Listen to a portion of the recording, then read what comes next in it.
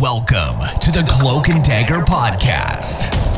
On this podcast, we'll be talking about freeform show Cloak and Dagger. Here are your hosts, Kat and Butch.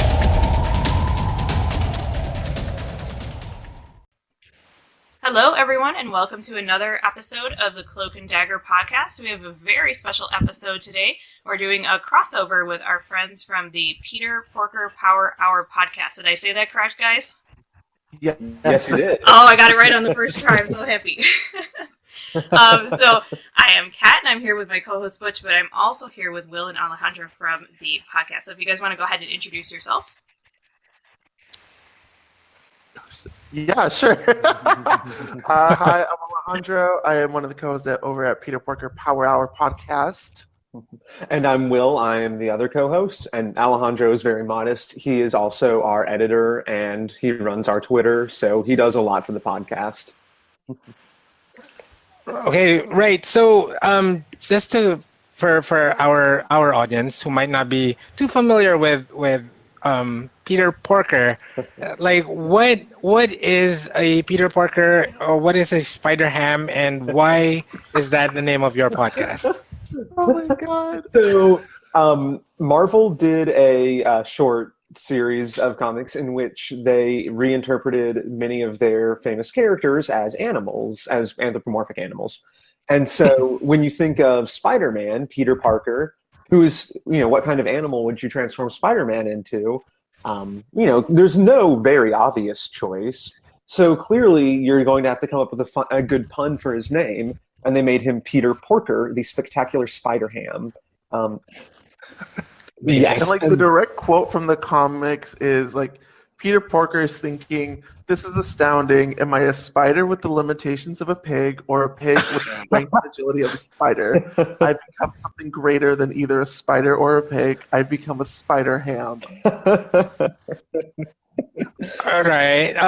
Okay, so why is that the name of your podcast, which is the Peter Porker? What is it? Peter Porker Power Hour. Besides the fact that it's awesome. Yeah, you guys never seem to talk about Spider Ham, and I don't think you guys have gone 1 hour. So what's going on here? Part of it is that we enjoy the irony of having a name that is not very indicative of what we talk about. To some extent, if you know who Peter Porker the Spectacular Spider-Ham is, then that's kind of, you're already at the bar where you're going to know all of our references and sort of what we're talking. We can assume you're going to know what we're talking about. Right. But at the same time, we don't want to be exclusionary or gatekeeping and say, well, you have to already know who the Spectacular Spider-Ham is to listen to our podcast. And we think that it's also just kind of fun and whimsical, that it seems, if we tie ourselves down into, this is, 1, 2, 3 reporting or whatever, and we're going to report on Hollywood scoops and fandom news, that, I don't know, gets a little bit serious, and we like to have fun, so. And honestly, I think the name we were just throwing names around with Maverick, our third co-host, and Will, I think you're the one that said Peter Porker Power Hour. I think I am, yeah. And then we're just okay, yeah, that works. Yeah, we like it. Sounds funny. And yeah, our episodes are not actually an hour at all. Yeah. And I think that's still supposed to be part of the parody that Peter Porker in himself was a parody. So even though our episodes are usually around half an hour, we claim to be an hour-long episode. I love it. Can I sidebar and say that I was not expecting Butch to go with that line of questioning? That was super tandy of you in that moment. I love it. Yes. Yeah, because I listen to all the episodes. They're a great podcast to listen to, guys, if you're looking for something that's not too long, unlike other podcasts. Unlike maybe some this people who talk about Cloak and Dagger for 3 hours. Oh my god. Right. So and I'm has there ever been one reference to Spider-Ham? And there was one in, I think, your SDCC episode or something. And I'm God, it's driving me crazy, and they're never getting past 40 minutes. And over here on our side, we're always at 90 minutes, and we just have to cover 40 minutes. We have to stop talking now. We will do a Peter Porker episode soon. It's definitely in our wish list, and hopefully we can get like John Mulaney, who's apparently going to voice Spider-Ham. That's a hope. I hope that we Ooh. get John Mulaney You were as a really guest star. Probably won't happen, but we will do that episode soon. I promise. yes. So with Into the Spider-Verse coming out this December, Right. that will be the Spectacular Spider-Ham on film. Exactly. So how can we not talk about it? Nice. Oh, Awesome. All right, well, let's jump into our episode. So this is a crossover episode. If you guys have not listened to our light-themed episode with the Peter Porker Power Hour podcast, go and listen to that episode after this one. But we are talking about the dark side of things on our episode here. So we are going to start with Butch and Alejandro. You guys are both familiar with the comics. So talk to us about how Ty's powers are portrayed in the comic books, how his darkness powers are portrayed there. Okay, I'll start off. On the comic book side, Cloak has a shit ton of powers. His main thing that we saw on the show is that he can absorb people and sort of drain their life energy. They see that, like, their greatest fears when they get sucked into whatever dimension is inside of him, and they come out and they're cold, they're clammy, they can't move, and that's how he incapacitates bad guys. And in addition to that, he can sort of levitate-ish sometimes. He can teleport through shadow, whatever that means, and he's bulletproof. He's intangible. So a lot of good powers there. Mm-hmm. Yeah, going off that, similar to how Tandy's connected to the light force, Ty is connected to the dark force, which we have seen pop up in some of the other Marvel Cinematic Universe properties as well. So whereas Tandy's connected to all like the positivity and the goodness and the light in the world, Ty is the exact opposite. And so he can channel that to pretty much do anything he wants, whether that's like teleportation, whether that's kind of what Butch was saying, was bringing people in and showing them their fears and leaving them in this slightly comatose-esque state. He's intangible, and in the comics, he's kind of creepy, honestly. He gives off this like you don't want to necessarily talk to him. Like, he is the conduit for all the darkness in the world, but that doesn't necessarily mean darkness equates to evil with him. Mm-hmm. Right. Yeah. So he does not make dark daggers, though. No, you're fine. Didn't mean to talk over you there.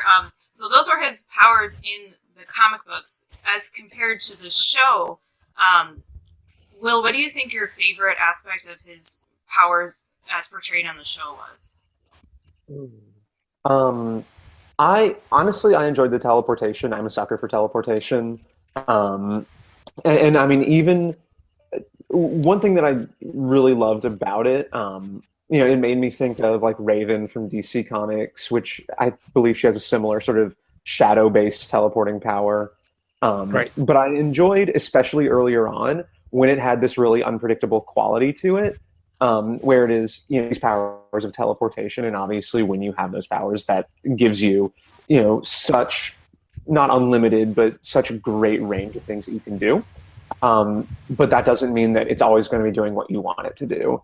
And I really enjoyed playing with that, since we have this, in this season, both of these characters discovering their powers and learning about their powers.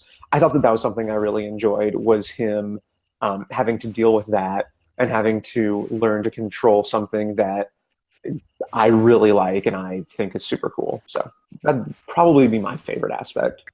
Yeah, I'd have to agree. I really like in the show how they didn't just automatically know how to use their powers or anything about them. They really had to figure it out. And poor Ty had to appear, had to use his bed sheets to appear in different places. And, it's kind of like, his power worked oddly, I think in the show where it would just put him where he needed to be, and to me, I like still have a question in the back of my mind. Is like, what was controlling that? Like, what put him where he needed to be? What did you guys think about that? Yeah, I agree. I think that's cool, and it gives it takes what I think could be sort of a science fiction concept where it's, because of, this sort of industrial accident, now you have powers, and it gives it a much more mystical quality where it's, no, there seems to be some sort of sentience here. There seems to be some sort of intelligence that is, if not, creating a destined path, it's edging things in the right way, and it knows what, where people need to be and what they need to do. And I really liked that. I thought that gave it an interesting edge. Mm-hmm. I would agree, and I think with Ty, what we see is that as the light, like from Tandy, and just things in his life get more and more haywire, like I think he's the one that goes more of a roller coaster storyline. Mm-hmm. His connection to the Dark Force and how his powers manifest themselves kind of do take on their own little sentience. Mm-hmm. I will say one of my favorite things about it was that the cloak that he starts using that was originally had been started by his brother who had been shot in the first episode, how that also acts as a conduit for his Dark Force. And when that's torn apart in the last episode is when we really see Ty kind of taking back control of what's going on with his powers. Mm-hmm. Yeah, I like that thought. Because Butch, we've thought we've thought of Ty as more of like a slow burn kind of character, but I like that I like that thought process on his story progression. Mm-hmm. I think it's I agree with our guests. They're very smart. We have smart guests on our show. I do like the fact that they suck up now, huh? I want to go back on the Peter Parker. Oh God, I'm the comic book guy. Purple Pumpkin Power Hour. With Ty's powers, I love I think it speaks to the writing of the show that they make something as not sort of mundane, but like as commonplace as a young superhero getting used to his powers. Mm-hmm. Like they made that concept into something so much deeper and more resonant, because we don't know. Maybe he just doesn't know yet how to work his powers in the early episodes, and by introducing the scenes with Ty remembering his brother and Ty thinking that maybe there's something pushing him towards these places that he feels like he has to be or he has to go to. It makes it so much more enjoyable, I think, compared to just the typical montage of a hero getting used to his powers and with his obvious mistakes and and it's funny and stuff. But the approach that they did gives it a little bit more meat. Yeah, mm-hmm. I agree. Yeah, and I think that just by the nature of Cloak and Dagger's powers and how tied they are to emotion, that I think lends itself really well to telling these stories where you can combine what you would think of as your more traditional superhero origin story to a much deeper character piece. Mm-hmm. Yeah, that's a really good point. They did do a really good job of tying emotions into there because, I mean, how can you imagine just randomly having powers and then along with, being a teenager, and I haven't been a teenager for a long time, but, having been a teenager and having all those other issues you have to deal with, but then having these weird superpowers, and especially for Ty, like just waking up on a roof one day and, it wasn't because he had been at a party the night before. That must have been difficult for him. Yeah. Wait, but he had been, hadn't he? Was that the same night as the party that he just got the beer spilled on him? The party in the forest? Yeah. Oh, was that the same? Maybe. I think you're right. That might have been the same night. Then you would just question everything. Right. Did I really? Can I absorb alcohol? Experience powers, or did something else happen? Oh my. $5 beer, very powerful. No wonder. So we had lots of other themes throughout the show. And I think this is something, Butch, that you were surprised about in seeing for a freeform show. But we had other dark themes. We had drug addiction, physical and sexual assault, racial inequalities, suicide ideation. So we had a lot of like heavy things to deal with in the show. Alejandro, how do you think they dealt with the dark topics, the heavier topics?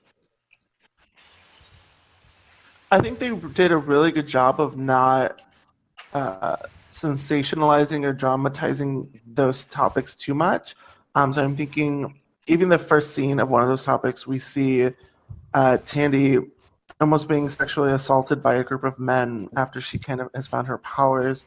And what's interesting too is when a lot of these topics, now that I'm thinking about it more, are connected to Tandy when she's supposed to be the light one, unless I'm misremembering. And I think it's interesting that we see,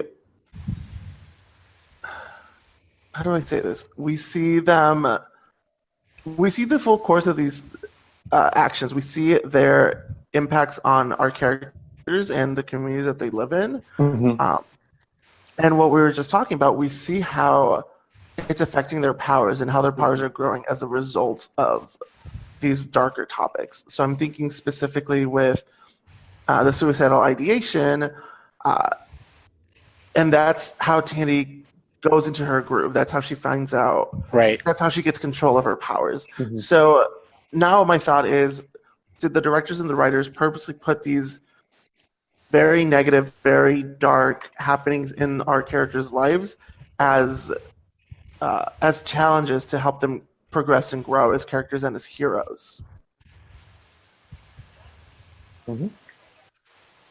Thoughts, Will? Hero's journey, basically. Yeah, and to talk a little bit more about something that I mentioned in our light episode, especially regarding the drug addiction and the substance abuse elements of Tandy's story, I think that, at least to me, makes a lot of sense being incorporated into the light side of this series, where it is, she is, her powers are built on hope, and her powers are built on, generally what are considered to be happy emotions. But that is leading her to seek out these highs and seek out these sort of chemically altered states, and then obviously later we see her literally getting highs from sort of stealing people's hopes. I think that makes a lot of sense, having that in the light side of the story, whereas in the dark side of the story with Ty, he deals less with that, but that's because he has his whole other host of having to deal with fear, and that inherently that does something to a person. And I want to ask our guests: were you guys surprised at the issues that the show dealt with, considering that it's a Marvel property, or were you guys sort of expecting it, given what you knew of Cloak and Dagger, or what you knew of other freeform shows, maybe? So I had very little experience with freeform beforehand. Okay. And so watching it, I didn't have terribly know what to expect. I was thinking, oh my, is this going to be more of a sort of mainstream Marvel movie, or is this going to be more of a Jessica Jones, right? Yeah. And I think that, to the show's credit, they do a good job of establishing in the pilot, no, this is the tone that we're having, right? This is, right. I'm pretty sure that that's when they have the first instance of attempted sexual assault. Yeah, so that, that gave me at least a very good idea going in of, all right, so this is the tone that the show is going for. This is the level of content that's going to be depicted. So I wasn't terribly surprised, but also I went in fairly blind. I was a little surprised because I had been thinking it was going to be a bit more of the lighter tone, similar to Runaways, because people had been kind of building those two to be similar, and in the comics they cross over quite a bit, and so when I go into it, I'm like, oh, just visually right away, it's kind of dark and spooky, and just it feels more mature, so to say. So I think it's a pretty it's a pretty good middle ground between like our Netflix shows and Runaways and like Agent Carter and Shield that are lighter. Like it's a pretty good. It's pretty equidistant on both ends from that, but I think that really adds to it because it shows that.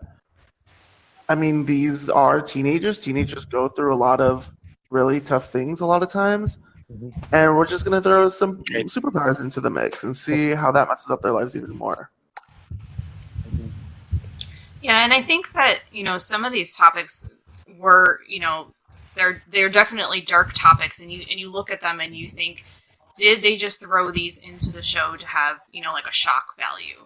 And I don't think they did that with any of these topics. I mean, you look at Ty and the topic of racial inequality, and that really was something that really shaped who he was. I mean, when you get down to like episode 9, episode 10, and his mom finally comes out to him and is like, we couldn't believe you even if we wanted to because of the political undertone, in New Orleans, we couldn't do anything about it because we had to protect you.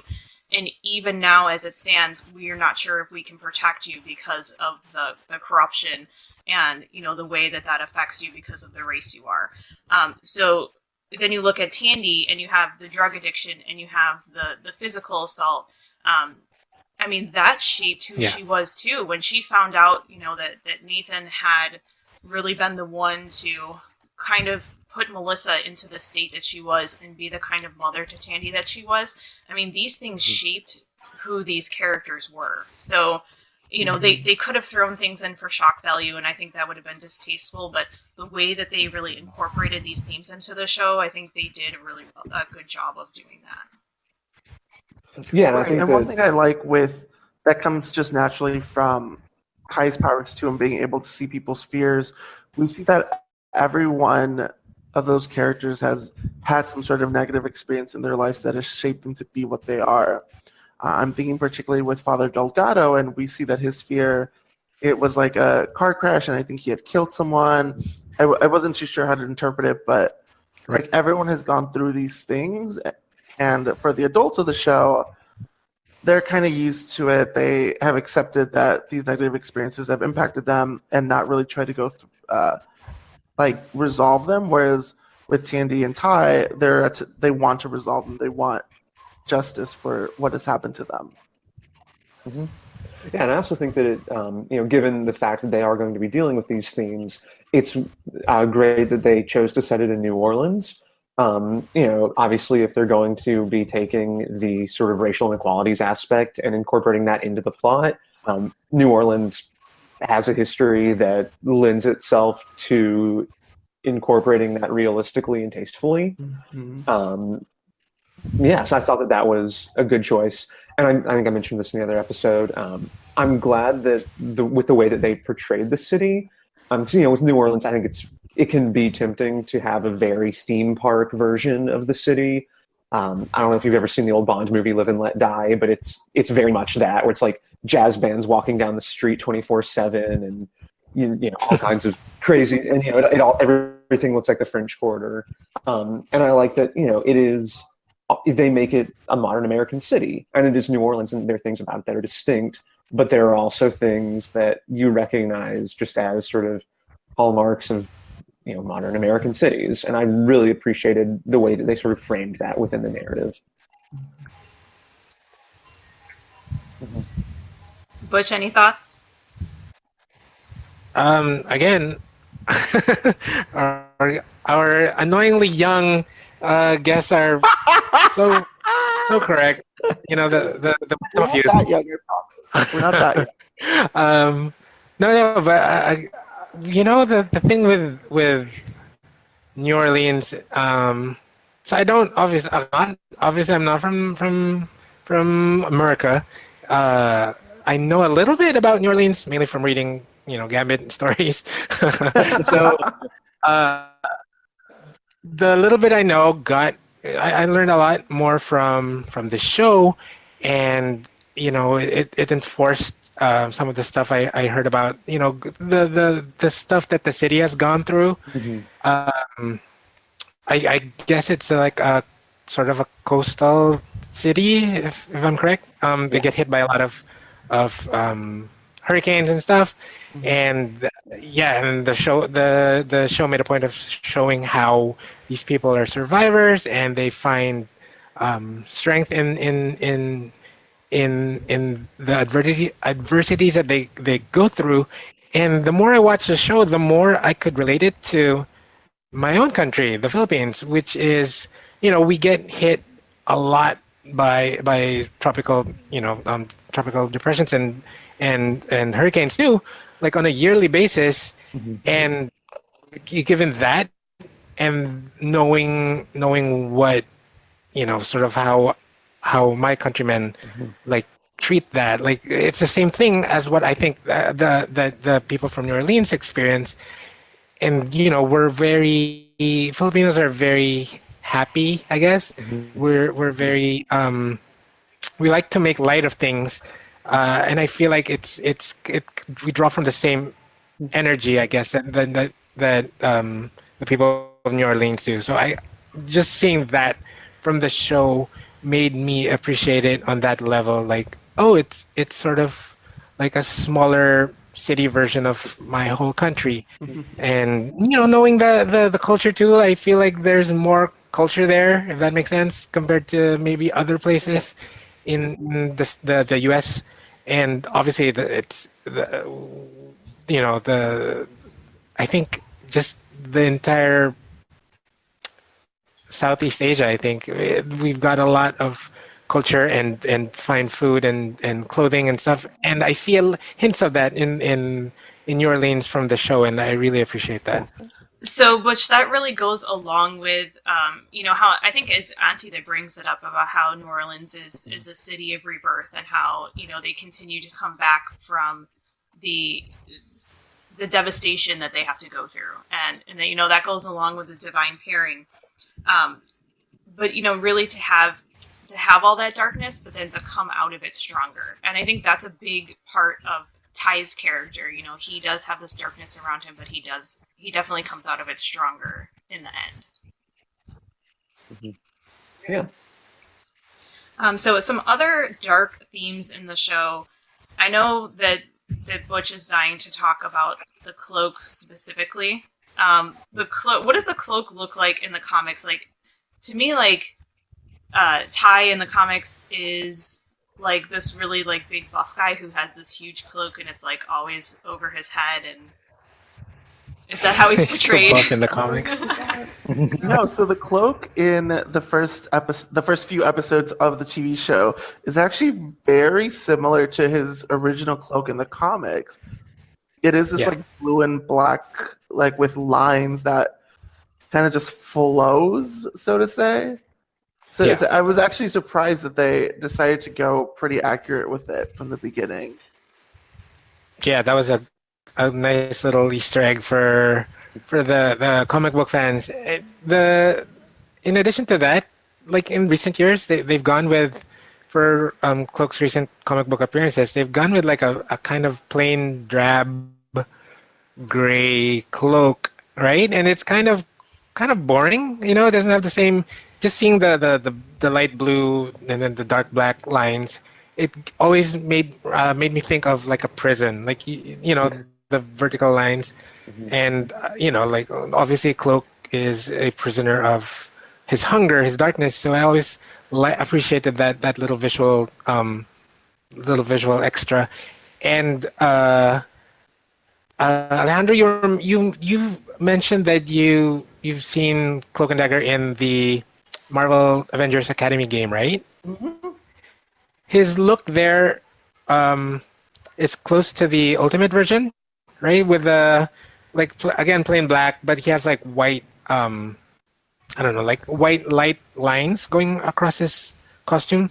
Yes, yeah, it's more accurate to the one you just described, the more like dark gray, black, just hood, but it has a white line like just around the outer rim of it.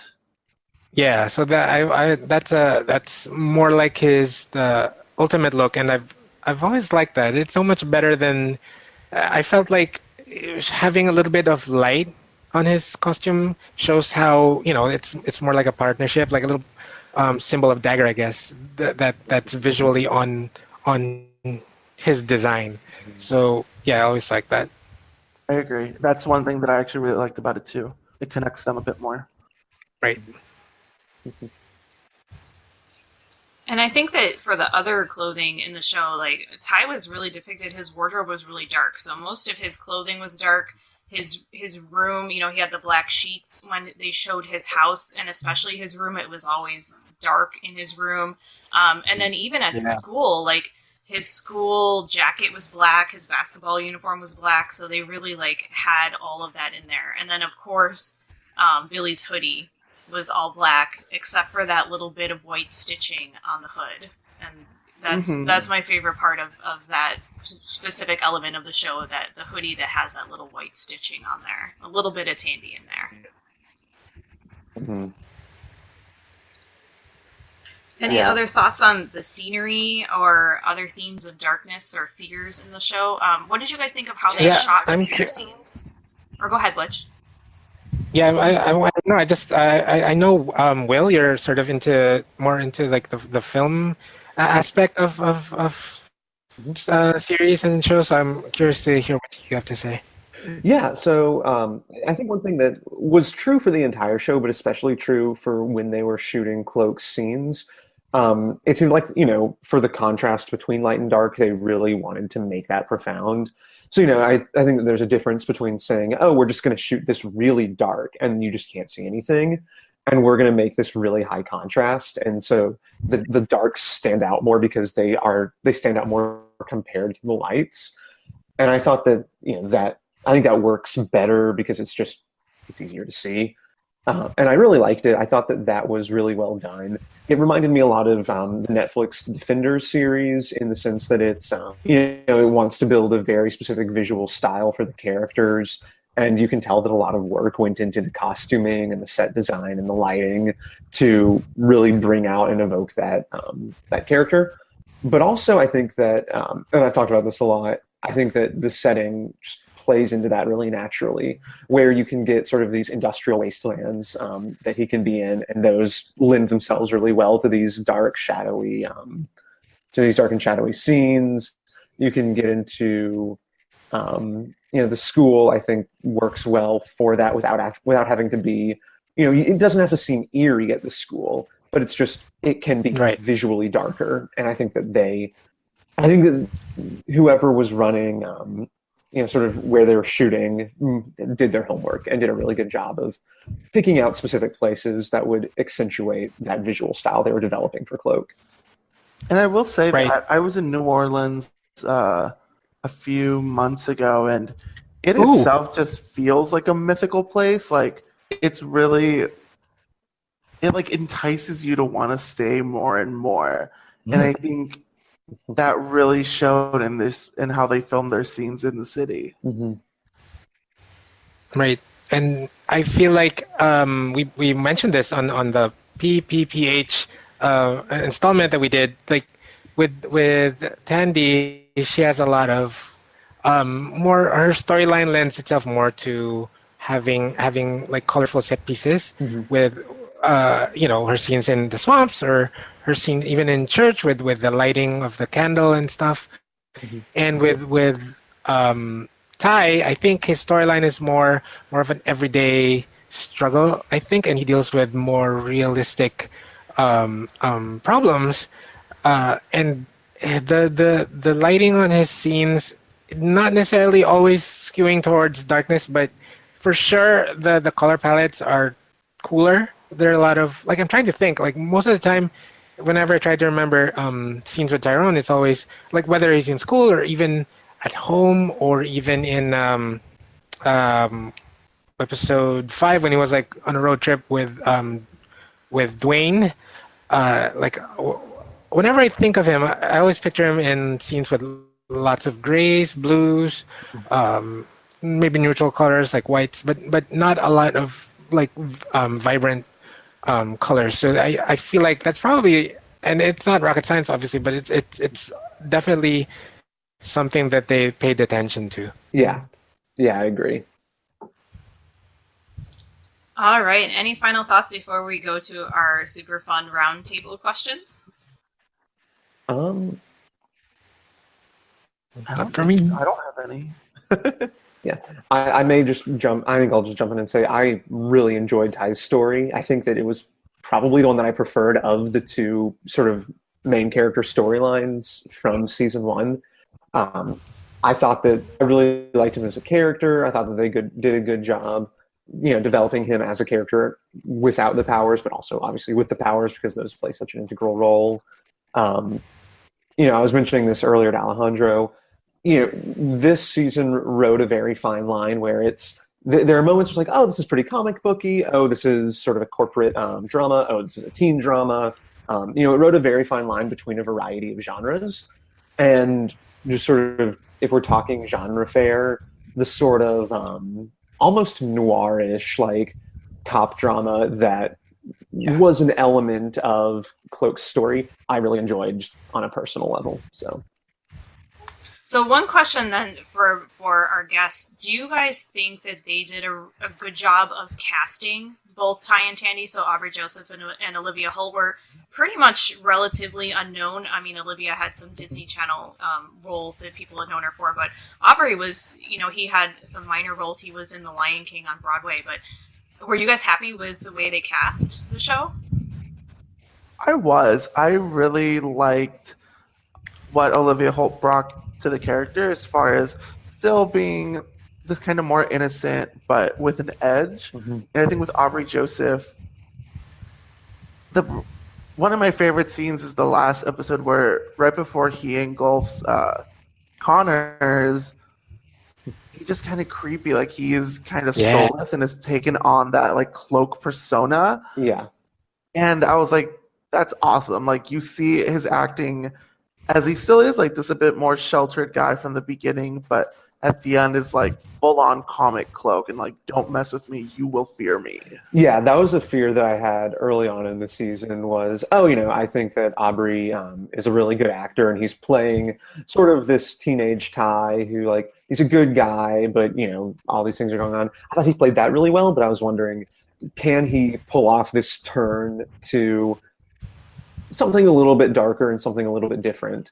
And it took a while to get to that, but I think that when he did finally make that turn, it was well done. Yeah, I agree. Well done and unexpected on his part. So, like, obviously as an actor, he knew that scene was coming, but he played it so well that, like, that just happened. And Ty, I don't think he would have known that, like, he even had that in him to be able to do something like that. But he owned it so much so.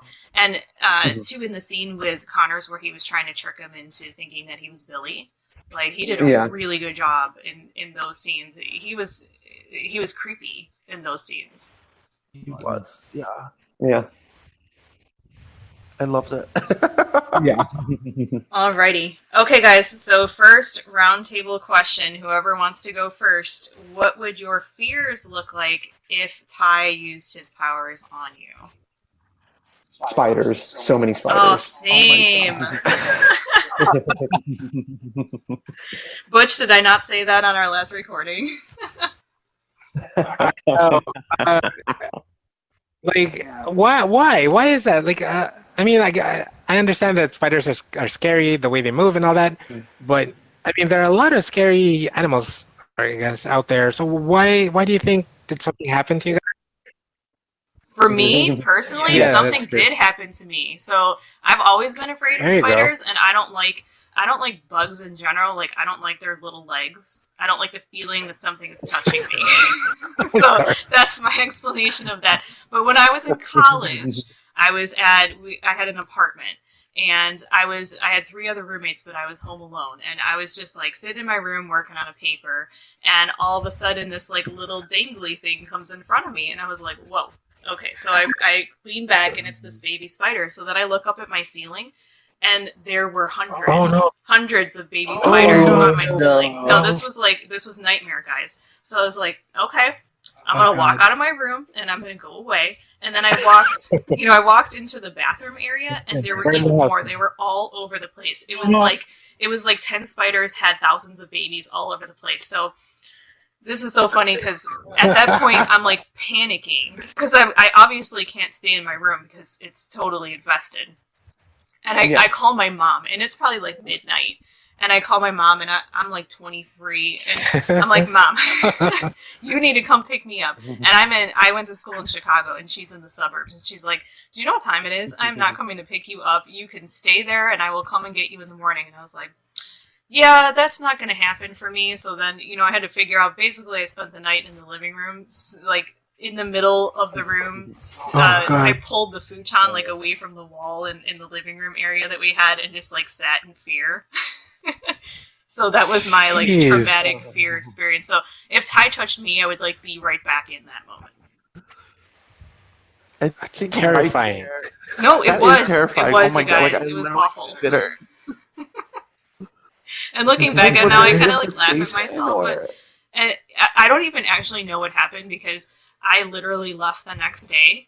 And I was like, I told my roommates, I'm like, I'm going to be gone for 2 weeks. I think it was like summer break or something. I'm like, I'll be back like when classes start again. And when I came back, like, it was okay. So I don't know what happened, but they were totally cool living in it. So it wasn't cool for me. Yeah. No. Nope. I think my fear would be... So I listened to the podcast My Favorite Murder, and ooh, that's a good one. Some of the things I hear on that like murderers do, like I am genuinely scared that one day I'm literally just gonna get into my car and I'm gonna die. Like, I'm like, I will fight someone if they're coming at me and about to murder me, but I think my fear is just like being murdered without realizing I'm being murdered. Mm-hmm. Yeah, it's very specific. But yeah. What about you, Butch? Like which? No, well, I see your spiders, and I will raise you flying cockroaches. Oh no! To me, yeah. I don't even know. You guys have that. That's why, over there. and that's why I can't sure. live in the South because they have too many crazy things down there. They do have those in the South of right. The States.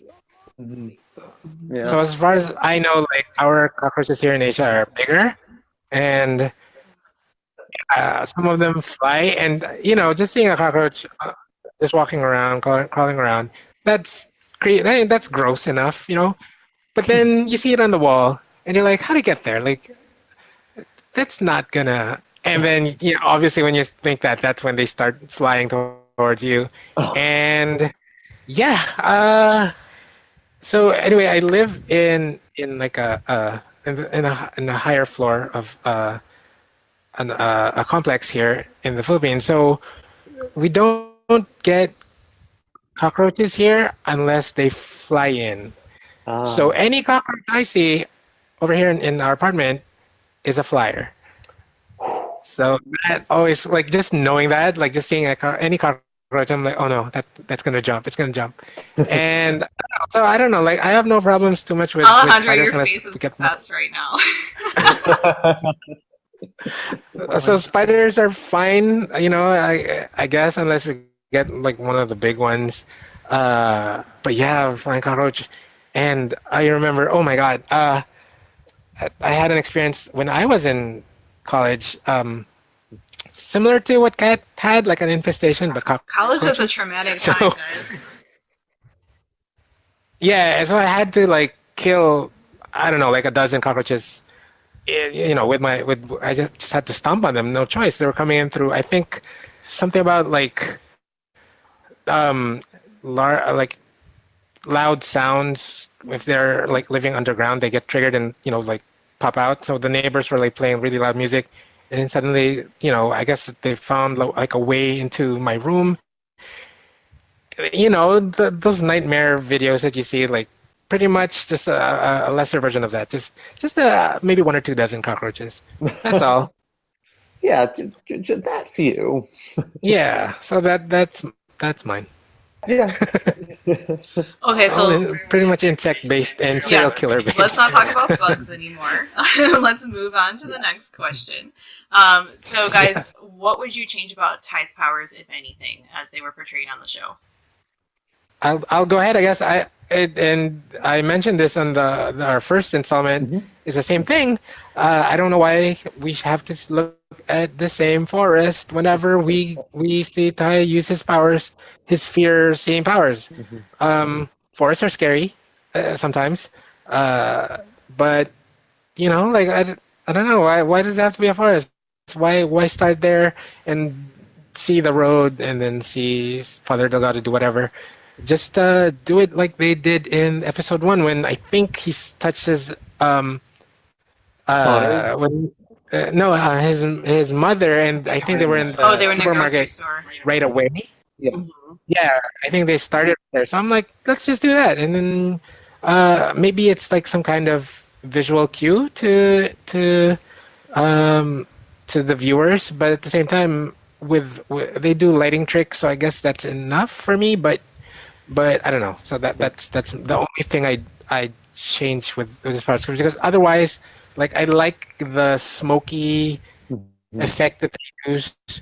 Um, the when he used his power to suck Connors in episode 10, that was so cool. That was so well done. I like the shape of the darkness around him. So I wouldn't really change much in terms of the dark aspect of it. Yeah. Butch, so here's a question because we were talking earlier about how there seems to be a kind of intelligence and a kind of sentience to the light force and the dark force. If in a later season we were to discover that forest is actually where that intelligence is like centered or located or something, like there's plot relevance to the forest, how would you feel about it? That would hmm. Like that would be amazing if they could do that. Like all this time, like there's a reason for the forest to be there. I don't know. Like see now, all I'm thinking about is because Alejandro mentioned My Favorite Murder. Wasn't there like a serial killer in who lived in a forest? He used to be. They did like a documentary about this, and he used to live in. He used to be the janitor of a mental asylum. Do you guys know about this? Um, The name of Carrie the Carrie documentary. Stainer. Sorry. Is it Carrie Stainer? Maybe. But yeah, but that's all I can think about now. So yeah, I can see why. So yeah, having some kind of presence in the forest, like some kind of storyline idea, would be really, really interesting. Would be and appreciated. Yeah. Well, I think it's going somewhere because I remember in an interview with the showrunner, he mentioned that just for like a split few seconds, you can see the characters that should appear in the future in those forest scenes that Ty goes into, specifically Mr. Jip and Predator. Mm. Hmm. I would love that if that was true. That would be so cool. Yeah. All right. All right. Any other thoughts about Ty's powers? This is probably just because of the CGI budget, but I would love that for them to just expand more and be played with more frequently in like the later scenes. Because I will say, like again, like the scene where he absorbs Connors, like it kind of is a bit of a mess CGI wise, but like if you're looking close enough, but it's still like really cool. Mhm. But I understand like they're on a budget; they can't do it all. Yeah. It was really cool though. Like it didn't go like invisibility cloak kind of style thing. So I appreciated that Mhm. because it definitely is a different kind of power. Yeah. All right. Next question. Do you guys think that Detective Connors, who we last saw getting sucked into what we think is the Dark Force dimension, do you think he's going to make an appearance in season 2? And if he does, is he going to have some kind of lasting effect from being there or have any kind of special power? I think yes. I think if Predator is in Ty's Dark Ooh. Force, then that is where Connors is, if not what Connors is becoming. So in the Ooh. comics, Predator is like this creature that I'm not sure if it was created by the Dark Force, but basically it inhabits it and is like its actual representation. And in a lot of the comic storylines, Predator kind of takes over Ty and controls him to feed on people, and that's why in the comics Ty needs so much of the light force from Dagger to like balance him off. So I think if Yeah. Connors comes back, it'll be either as Predator or affected by Predator. That makes sense. Yeah, I think. Oh, go ahead. No. I actually have a question for Kat and Will based off that. Like, what Alejandro said. If that was true, like if there was another like an evil being sort of kind of controlling Tai, or like if Tai was just a portal to this evil predator creature, do you think that like would you think that lessens the character, or um, does it? Would you prefer that they do away with that and just have the whole Dark Force thing being under Tai's not control, but under that character without any outside influence? I think it depends on how they do it. I could see them doing that really well and making that an interesting part of, almost a Jekyll and Hyde situation with Ty, or done in another manner. I don't want to, pigeonhole them into anything. I don't think it. I wouldn't say it's maybe necessary. I think that you're right. I think that Ty already has a very strong and firmly defined character that I would be happy to just see continuing to develop as he has been. But I don't think that throwing an extra wrench into things is necessarily a bad thing if they do it well. Yeah, I agree. Right. I think that would be like really cool to see, like that there was something in this unknown, because Ty doesn't really know anything. Like from what we've seen of Ty, he's used his teleportation. So from my understanding of the comics, he can like go through the Dark Force to like dimension to get to other places because it's connected, but the distances are shorter. So he's never actually spent time in there unless the fear sequences are in there. So we're not super clear on all that yet. But to have something that exists in that realm that he's not really familiar with that can affect him, I think that would be like a really cool internal struggle for him to kind of explore. Whether that be Connors, I don't know. I think Connors is going to show up in season 2, but my hopes for him is that I don't want him to then like show up and be like this weakened person, because they made him such a strong villain. Like he had no redeeming qualities whatsoever. He was the bad guy. So I don't want him to like come back and like people feel sorry for him and pity him and then Ty like try to help him. Like if he's gonna be bad and this bad, like just keep going with that. If he's gonna be in season 2. What do you think, Butch? Do you think he'll be in season 2?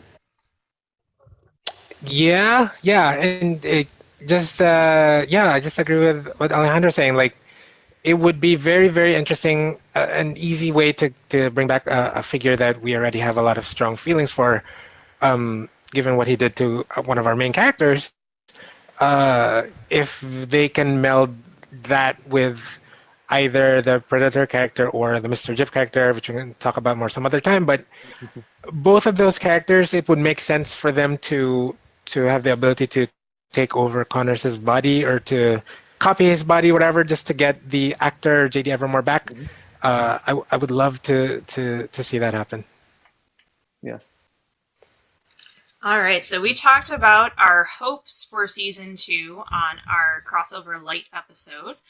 What are our fears for season 2?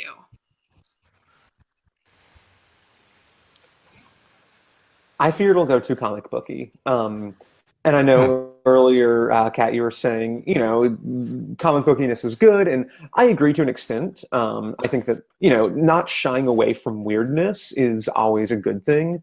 But at the same time, I think it has got a lot of great genre fare in it. A lot of, it's taken, some noir influences, some corporate espionage influences, and I want to see that continue.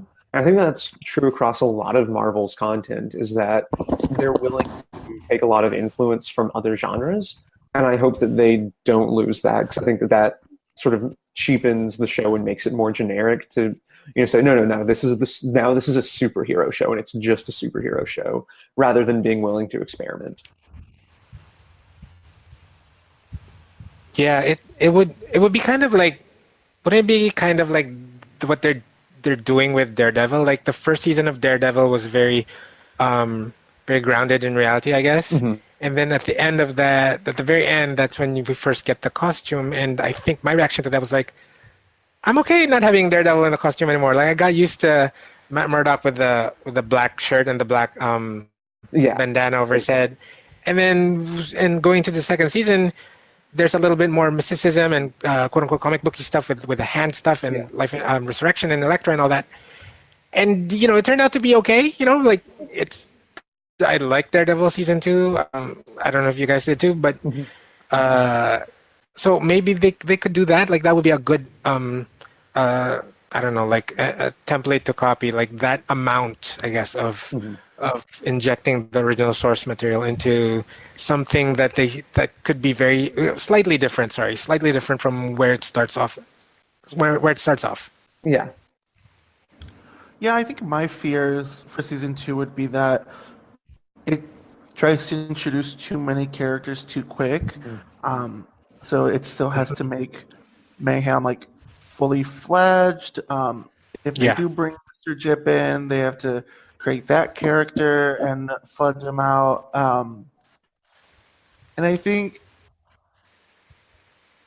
one of my main worries or fears for it would be that kind of the buildup we've had with like Roxxon kind of going under, so to say, at least in New Orleans, and the other storylines, I think just storylines being dropped. I know on Reddit I was reading some threads that Father Delgado may have had a storyline in the first season that was kind of dropped just because he was giving like higher billing than a lot of the other actors, and really in a lot of like promotional pictures he was present, but then those scenes didn't necessarily show up in the episodes. So I hope, and it's understandable, I think with them, with the showrunner being unsure of whether or not season 2 would even happen, it's understandable that they really want to make it compact and have a single narrative. But I think going forward, now that Freeform and the showrunner have seen that this show does have good legs to stand on, hopefully we can explore other characters more and bring back some of the storylines that maybe we didn't get to see originally. Yeah. What about you, Kat?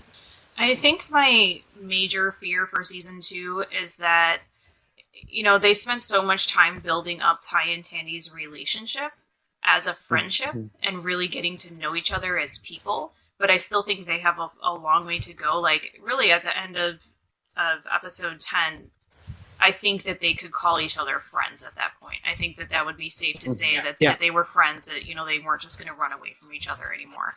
And my fear is that going into season 2, I don't want them to lose that.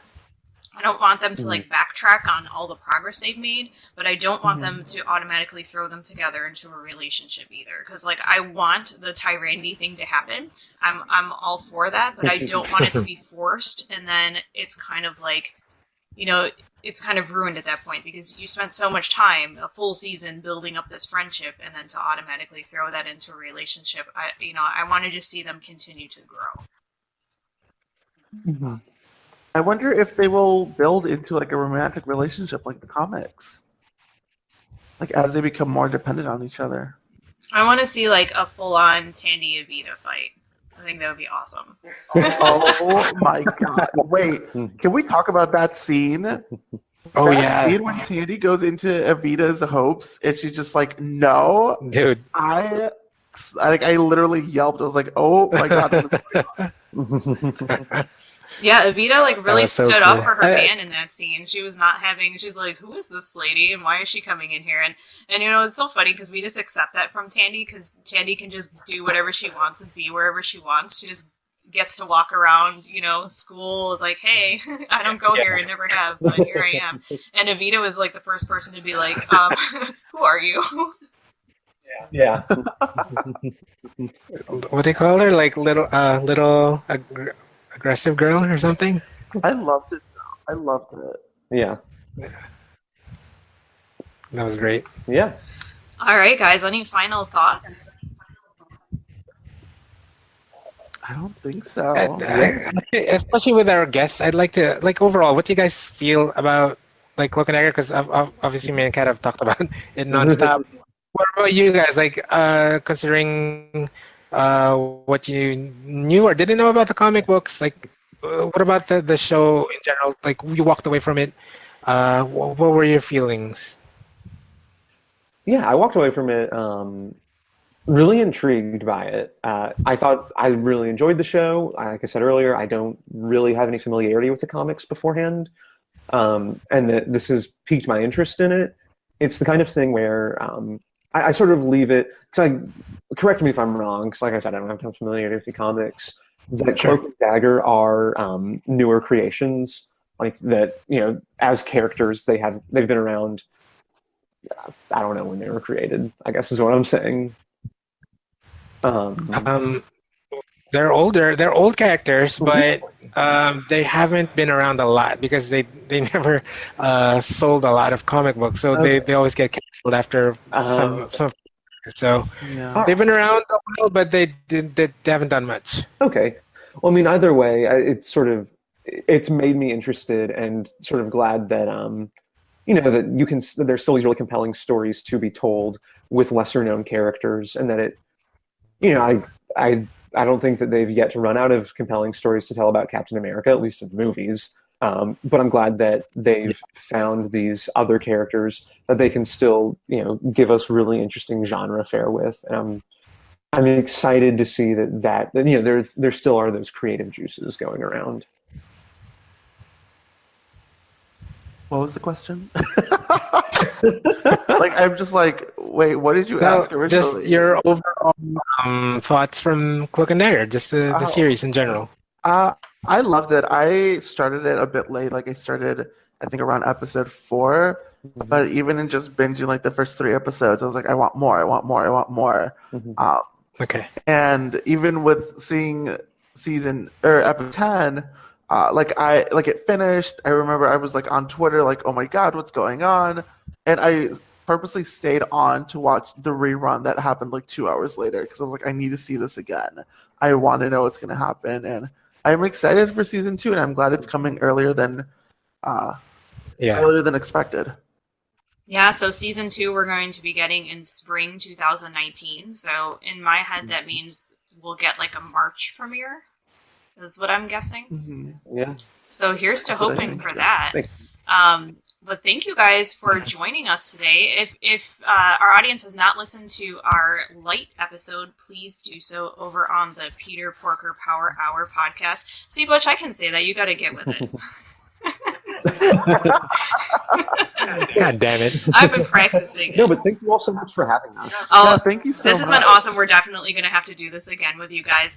But tell us where we can find you on Twitter, where we can listen to your podcast. Tell us your personal Twitter account so everybody can come and follow you guys and talk with you.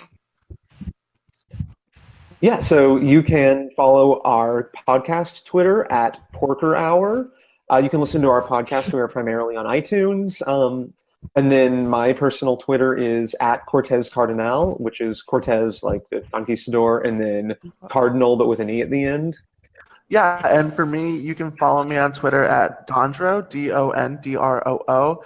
You can always feel free to email us thoughts, or if you want to be on one of our Peter Porker Power Minutes, at peterporkerpowerhour@gmail.com. Yep. Awesome. Yeah. Well, guys, definitely check out their show because it is amazing, and you guys have done a fantastic job in your first season of your podcast. So we're again Sure. very happy to have you guys with us, and we'll definitely have to do this again. So, Yeah, absolutely. as always, guys, you can follow us on Twitter at Cloak Dagger Pod, and shout out to any comments that you may have or anything that you want to see from us in future episodes. So thanks for joining us, and we'll see you next time.